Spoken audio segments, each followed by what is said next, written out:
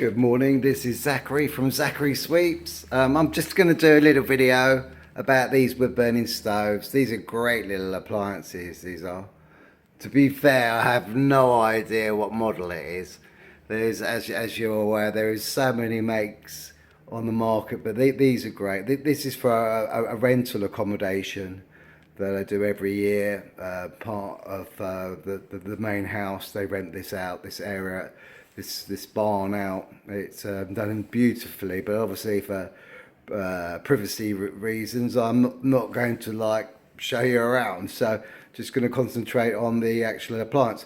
They've had a little bit of a struggle with the not drawing. So I've explained to the customer the reason why. But what they tried to do to get it to draw was to take the baffle plate out, lift it out of position, which is you really don't want to do that at all, because obviously once you get it warm, which if you check out some of my other videos, you'll find that basically when you haven't had a chimney for a long time, especially now that the temperature's changed dramatically, you're going to find that a lot of open fires and wood burners are not going to be drawing as well and efficiently as they should be. So what you really want to be doing, if this is the time of the year that you're going to be having your first fire, what you want to be doing is pack it with paper. Put as much paper in there as you want. Don't be frightened of them, because especially with these wood burners, if they've been swept, they should be all clean and everything. Obviously, if it's a hatch roof, then you want to be very careful doing stuff like that. But a thatched roof, should I say, sorry, hatch.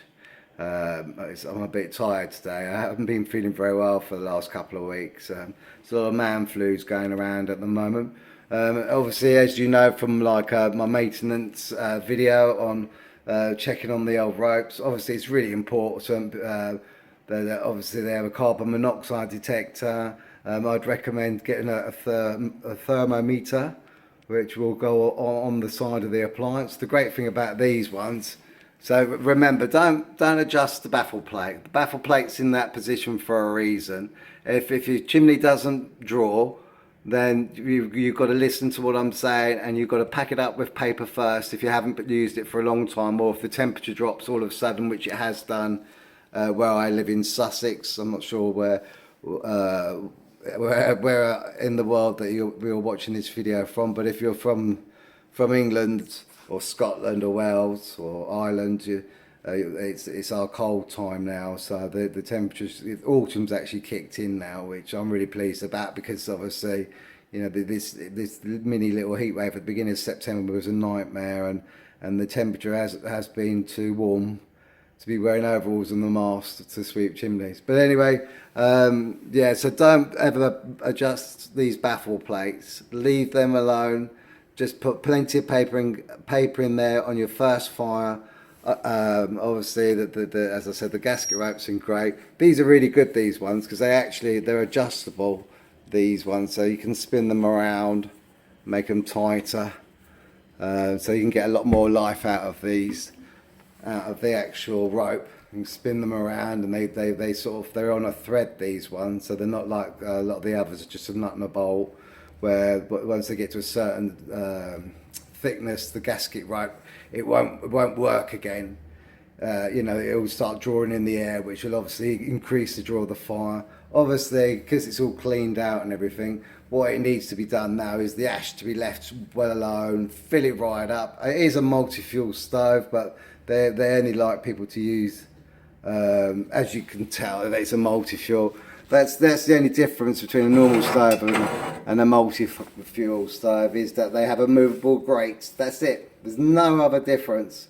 They all operate in the exact same way. So that's all it is. The movable grate is basically for allowing the coal to go underneath, allowing the air to go underneath, so that the coal draws well. But wood doesn't need it, as I've explained in other videos before. So yeah, the door being shut. But the reason why I wanted to do this was obviously just to say about the baffle plate. If you do struggle when you first have your first fire, then what you want to do is let it go out and then start again. Watch the video as why is my wood burner or my open fire not drawing, and then do exactly what I say on my video. Please don't be frightened of them, they're great. But I just wanted to point this one out particularly because I think these are the best ones that are installed in the best ways. Because a lot of people, they go for the twin wall flue system that goes all the way down to the collar. And yeah, it's great. You know, you're not going to get, it's not going to be hot on your hands. You're not going to burn yourself. But you could say the same, like, but the appliance is going to be really hot. But you're losing so much heat. And people like to buy the fans to push out more heat into the room. If you want more heat in your room, then you want a single flue pipe to go as far up as possible before it goes into the ceiling. This is quite a short ceiling based one, this one. But that's what you want to do. This is fantastic the way that this has been installed. Obviously it's on a nice round half. Nice slated one, which is great because it's easy to clean. But if you go, when you have your a stove installed, go for the single walled. Don't go for a twin walls. Obviously, you have to have them for any sort of walls, or because it's combustible, you know. But if you do it this way, you're going to get the most heat efficiency out of this appliance. You're not just going to get the heat efficiency out of the wood burner, but you're going to get the maximum heat efficiency out of that pipe, because that pipe will go red hot, just like your wood burner. But if you have a twin wall pipe, which I come across so many properties that do that, then they have it all the way down to the bottom to the collar, and it's attached to the collar. You're losing all that heat, you know, and we don't want to be giving it to the energy companies. You know, we don't want to pay for their holidays and their flashy houses and cars and all that, because at the end of the day, that's where it's all going. So when you have a stove installed, this is what you want to do. You want a single wall flue pipe going as high as you can, and then going into a twin walled flue pipe when it goes into the ceiling and then out.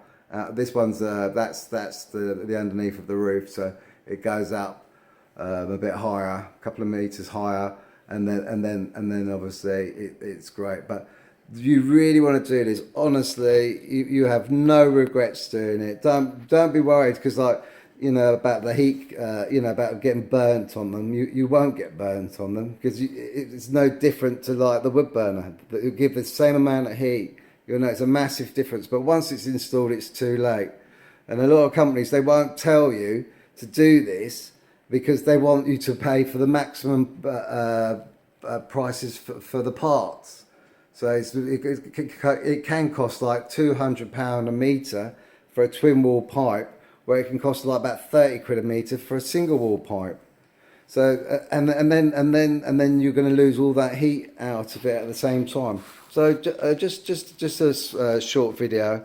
I see it all the time. Obviously, I've been doing this job nearly 23 years now, and when I was fitting for 17 years, I used to speak to customers about this all the time. And you'd be amazed that I've never had anybody that says, oh no, I wish I'd done it the other way. But I guarantee there's been loads of customers said they wish they'd done it this way. So when you're thinking about having a stove installed, make sure you go for a single pipe first. Anyway, I thought I'd just share that with you. Have a lovely day from Zachary Sweeps.